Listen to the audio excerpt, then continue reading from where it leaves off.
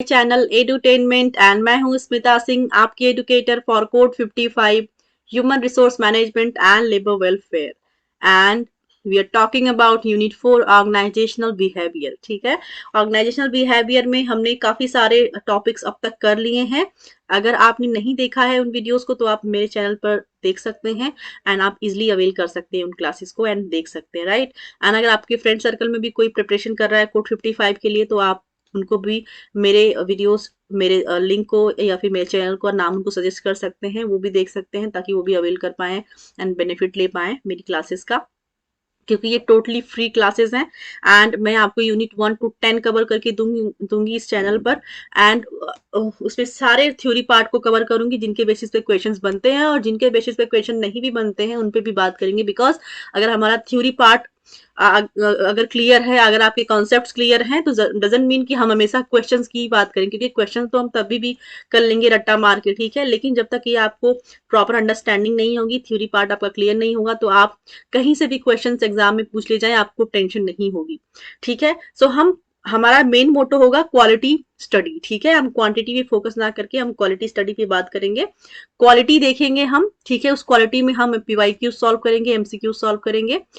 MCQs and PYQs अगर आपने नहीं देखे होंगे अभी तक, मेरे चैनल पर मैंने बहुत सारे अभी सेशंस लिए थे, आप उनको देखेंगे तो आपको समझ में आएगा दैट मैं क्वेश्चन जब कराती हूँ तो सिर्फ क्वेश्चन ही नहीं कराती हूँ, उनका एक्सप्लेनेशन भी देती हूँ, ठीक है। एंड उन क्वेश्चंस के बेसिस पे क्या नए क्वेश्चंस बन सकते हैं, जो क्वेश्चंस में ऑप्शंस होते हैं उन ऑप्शंस पे क्या नए क्वेश्चंस बन सकते हैं, मैं उस पर भी बात करती हूँ। तो हमेशा हमेशा जो मेरा फोकस रहता है वो क्वालिटी पे रहता है, ठीक है।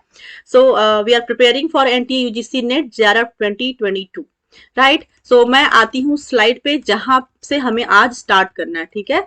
हम बात करने वाले हैं लिकर्ट्स की। जस्ट ए सेकेंड, ठीक है। लिकर्ट्स मॉडल ऑफ इफेक्टिवनेस की बात करेंगे हम आज, ठीक है। तो ज्यादा टाइम वेस्ट ना करते हुए हम स्टार्ट करेंगे। Rensis Likert has identified 3 variables, causal, intervening and output, which are useful in determining effectiveness over a period of time. These are discussed as under, ठीक है। सो हम बात करेंगे लिकर्ट्स के इफेक्टिवनेस की। क्या 3 मॉडल्स हैं? They are identified as casual, intervening and output, ठीक है। और इनको किस तरह से डिस्कस किया जाएगा हम देखेंगे नीचे। कैजुअल वेरिएबल को हम सबसे पहले देखेंगे। Will see these are the factors which influence the course of developments within an organization. So जो कैजुअल फैक्टर्स होते हैं हम देखेंगे कि ये किस तरह से इन्फ्लुएंस करते हैं ऑर्गेनाइजेशनल डेवलपमेंट में। They include management strategies. So casual factors में क्या क्या चीजें आती हैं? दे इंक्लूड स्ट्रेटजीज, क्या स्ट्रेटजीज फॉलो होती हैं ऑर्गेनाइजेशन के अंदर, ठीक है। स्ट्रक्चर क्या होगा, क्या स्टाइल होगी, क्या स्किल्स यूज होंगे, क्या स्किल्स चाहिए होंगे पर्टिकुलर किसी भी एम्प्लॉयज की जब हायरिंग होती है। तो आप देखते हैं कि सपोज मार्केटिंग के लिए आप हायर कर रहे हैं, या फिर आप मैनेजमेंट के अंदर HR की प्रोफाइल के लिए हायर कर रहे हैं, या फिर आप एडमिनिस्ट्रेशन के लिए हायरिंग कर रहे हैं, तो आप देखेंगे कि इस पर्टिकुलर प्रोफाइल्स के लिए क्या क्या स्किल्स की जरूरत होगी, क्या उनको रिस्पॉन्सिबिलिटीज हम देने वाले हैं उसके लिए क्या स्किल्स की रिक्वायरमेंट होगी, ठीक है। क्या स्टाइल होगा, क्या स्ट्रक्चर होगा, ठीक है। क्या क्या स्ट्रेटेजीज यूज होंगी उन चीजों को कराने के लिए, उन जॉब रोल्स को परफॉर्म कराने के लिए। क्या पॉलिसीज बनाई जाएंगी ऑर्गेनाइजेशन के अंदर, किन पॉलिसीज को के बेसिस पे एक स्ट्रक्चर्ड वे में काम किया जाना चाहिए, ठीक है। प्रोसीजर्स क्या होंगे, इन सब की बात करेंगे कैजुअल वेरिएबल्स में, ठीक है।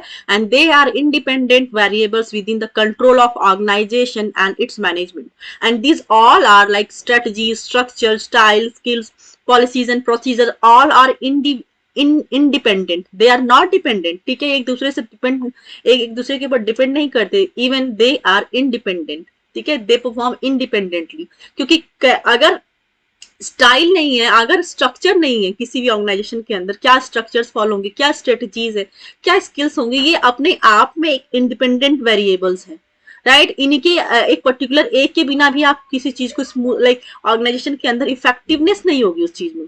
ऑर्गेनाइजेशन के अंदर आप जो भी हायरिंग कर रहे हैं, जो परफॉर्म कराने जा रहे हैं काम, जो ऑब्जेक्टिव्स हैं, जो ऑब्जेक्टिव्स आपने डिसाइड किए हैं ऑर्गेनाइजेशन गोल को अचीव करने के लिए, अगर ये सारे वेरिएबल्स नहीं रहेंगे तो आप स्मूथली काम नहीं कर पाएंगे, एक इफेक्टिवनेस नहीं देखने को मिलेगा। तो that is why they all are these all casual variables are independent in nature and they all are important at their places, right.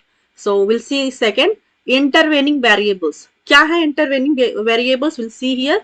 Intervening Intervening variables are those factors which represents the internal state of the organization. ठीक है. सो intervening variables को जब बात करेंगे आप, तो आप देखेंगे they are internal in nature. They include such aspects like commitment to objectives. क्या कमिटमेंट्स चाहिए होंगे किसी भी ऑब्जेक्टिव को, किसी भी गोल जो आपने सेट किया ऑर्गेनाइजेशन के अंदर, जो ऑब्जेक्टिव आपने डिफाइन किया है, उसके अंदर क्या कमिटमेंट्स होनी चाहिए, क्या क्या चीजें होनी ही चाहिए. ठीक है, किस तरह से काम होना ही चाहिए.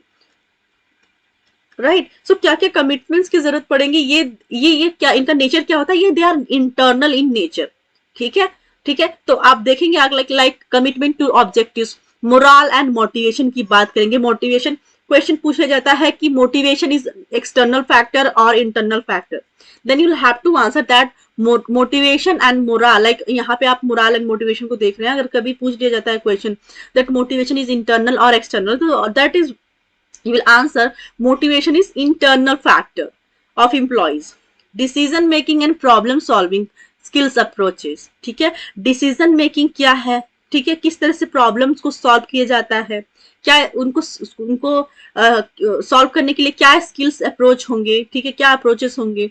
राइट. Communication, group cohesiveness.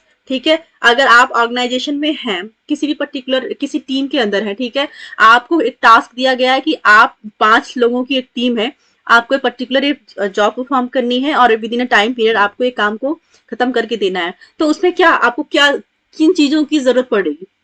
ठीक है. तो उसमें जरूरत आपको पड़ने वाली है कम्युनिकेशन की. आप एक दूसरे के साथ कम्युनिकेट नहीं करेंगे तो आप कैसे काम को कैसे करेंगे. ऐसा नहीं है कि 5 लोग हैं, 5 ने अपने अपने दिमाग में सोच लिया कि मैं तो ये इस तरह से परफॉर्म करूंगा, मैं तो इस तरह से परफॉर्म करूंगी. 5 तरीके से सोच रहे हैं और वो अपने अपने तरीके से काम कर रहे हैं. तो फिर कोई लेफ्ट गया, कोई राइट गया, कोई किधर भी गया. ठीक है. तो इस तरह से आप काम को नहीं कर पाएंगे. उसमें क्या होगा, डिले होगा. ठीक है. टीम का मतलब होता है कि जब तक आप एक दूसरे से कम्युनिकेट ना करें, एक दूसरे के साथ कोऑर्डिनेट करना करें कि ठीक है मैंने ये काम किया, आपने क्या किया है, मेरा लेवल अभी थोड़ा सा, मैंने इतना अचीवमेंट लेवल, जो मेरा अचीवमेंट लेवल है मैंने इतना कर लिया है, आप क्या कर रहे हैं. तो आप टाइम टू टाइम एक दूसरे के साथ कम्युनिकेट करते हैं. ठीक है. कम्युनिकेट करेंगे तो आपका जो काम रहेगा आप उसको टाइम के अंदर करने की कोशिश करेंगे और कर पाएंगे आप. ठीक है. क्योंकि जो टीम की जो स्ट्रेंथ होती है ना, वो किसी और चीज में नहीं होती है. राइट. तो टीम के अंदर हमेशा कम्युनिकेशन की जरूरत होती है, ग्रुप कोहेसिवनेस की जरूरत होती है, एकजुट होकर काम करने की जरूरत होती है. Right. So these are the intervening variables. Right. Casual variables casual variables like leadership style and behaviour affect the intervening variables. ठीक है. So casual variables like leadership style and behavior affect the intervening variables. So यहाँ पे बात कर रहे हैं कि जो intervening variables होते हैं, they are internal and उनमें क्या क्या चीजें होती है, क्या क्या चीजें इंक्लूड की जाती हैं. They are commitment to objectives, morale and motivation of employees, decision making and problem solving skills approaches, communication, group cohesiveness, etc. ठीक ठीक है. And casual variables like leadership style and behavior affect the intervening variables. So intervening variables को क्या चीजें effect करती हैं, they are leadership style and behavior of the casual factor. right. Third देखेंगे and result और आउटपुट वेरिएबल्स. ठीक है. Just a second. They reflect the result, accomplishment, failure of the organization. Output could be measured in terms of production, sales, net profit, etc. The internal state of an organization reflected by the intervening variables is influenced by causal variables and result in the end result output variables. The intervening variables tend to be overlooked in organizations concerned merely with the short-term results, but organizations with a long-term perspective give the importance and recognition to develop and build morale, motivation, commitment, etc. ठीक है. सो हम बात करेंगे यहाँ पे, आपने देखा कि कैजुअल वेरिएबल्स क्या है, इंटरनल इंटरवेनिंग वेरिएबल्स क्या हैं, उनको देखने के बाद आपने देखा एंड रिजल्ट और आउटपुट वेरिएबल्स क्या है, इनमें क्या क्या चीजें यूज होंगी, किस तरह से ये वर्क करता है। They reflect the result, accomplishment, failure of organisation. ठीक है, ये अकॉम्प्लिशमेंट की भी बात करेंगे एंड फेल्योर की भी बात करते हैं ऑर्गेनाइजेशन के अंदर। वो चीजें कैसे देखेंगे। Output could be measured in terms of production.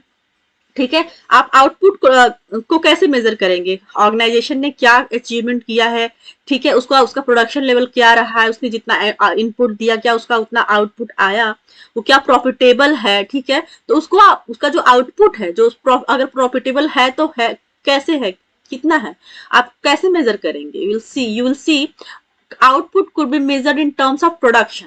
ठीक है, क्या प्रोडक्शन रहा है उसके बेसिस पे आप आउटपुट को मेजर करेंगे।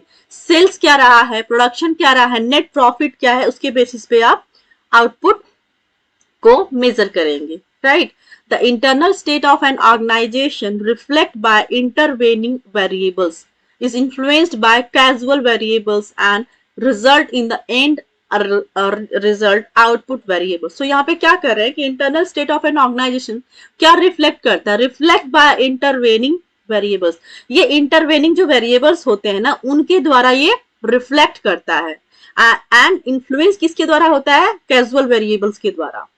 ठीक है, एंड आप देखेंगे कि उनका क्या रिजल्ट है, क्या आउटपुट है at the end. The intervening variables tend to be overlooked in organizations concerned merely with the short-term results. ठीक है, जो इंटरवेनिंग वेरिएबल्स होते हैं, आपने देखा इंटरवेनिंग वेरिएबल्स क्या क्या थे आप। ठीक है, सो इंटरवेनिंग वेरिएबल्स में आपने देखा कि जो कमिटमेंट टू ऑब्जेक्टिव्स होता है, मोरल एंड मोटिवेशन की बात करते हैं हम। इंटरनल वेरिएबल्स के अंदर हम बात करते हैं decision making and problem solving की बात करते हैं, इनके स्किल्स एंड अप्रोचेस की बात करते हैं, कम्युनिकेशन की बात करते हैं, ग्रुप कोहेसिवनेस की बात करते हैं।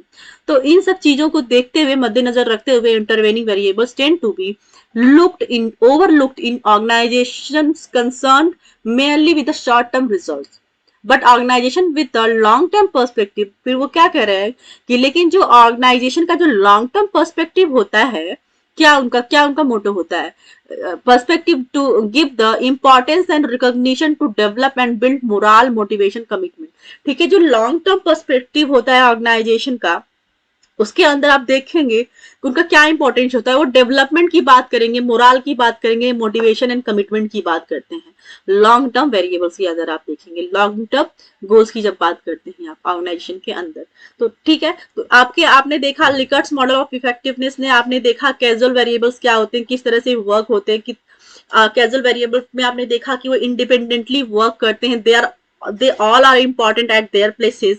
ठीक है, इंटरवेनिंग वेरिएबल्स में आपने देखा कि क्या कमिटमेंट लेवल होता है, क्या ऑब्जेक्टिव्स होता है ऑर्गेनाइजेशन का, मोरल एंड मोटिवेशन की आप बात करते हैं इंटरवेनिंग वेरिएबल्स में, डिसीजन मेकिंग की बात करते हैं आप, प्रॉब्लम सॉल्विंग की बात करते हैं, कम्युनिकेशन एंड ग्रुप कोहेसिवनेस की बात करते हैं। और ये दोनों ही फैक्टर मिलके जब आप एंड रिजल्ट की जब बात आएगी, तो इन दोनों फैक्टर कैजुअल एंड इंटरवेनिंग जो फैक्टर्स होते हैं, वेरिएबल्स होते हैं, वो मिलके किस तरह से ऑर्गेनाइजेशन के अंदर देखने को मिलता है कि क्या उनका आउटपुट होता है। जो आउटपुट का जो मेजरमेंट होता है, आपने देखा कि वो in terms of production, sales and net profit के बेसिस पे आप आउटपुट को डिफाइन करते हैं। ठीक है, एंड देखा कि शॉर्ट टर्म पे क्या फोकस होता है, लॉन्ग टर्म पे क्या फोकस होता है। ठीक है, लॉन्ग टर्म में, शॉर्ट टर्म में क्या चीजें देखने को मिलती हैं, लॉन्ग टर्म में क्या बेनिफिट्स होते हैं, लॉन्ग टर्म का क्या पर्सपेक्टिव होता है ऑर्गेनाइजेशन के अंदर, आपने ये सारी चीजें देखी। राइट, सो इस सेशन को मैं यहीं पर एंड करूंगी। ठीक है, एंड नेक्स्ट सेशन में हम बात करेंगे एडेप्टिव कोपिंग साइकिल की बात करेंगे। ठीक है, सो ये एडगर स्किन के बारे में बात करेंगे, क्या उनका स्टाइल था एडेप्टिव कोपिंग साइकिल का। ठीक है, एंड बात करेंगे फिर लीडरशिप की। ठीक है, लीडरशिप पे भी क्वेश्चंस आते हैं, सो आपको ये सारी चीजें पढ़ना है। एडगर स्किन के बारे में भी क्वेश्चन पूछे जाते हैं, मैं आपको जब सेशन लूंगी तो आपको बताऊंगी कि किस तरह से क्वेश्चंस का फॉर्मेशन होता है, एडगर स्किन पे किस तरह से क्वेश्चंस बनते हैं। राइट, सो तब तक के लिए आप मेरे साथ बने रहिए, मेरे साथ जुड़े रहिए। Thank you so much for watching me, thank you very much.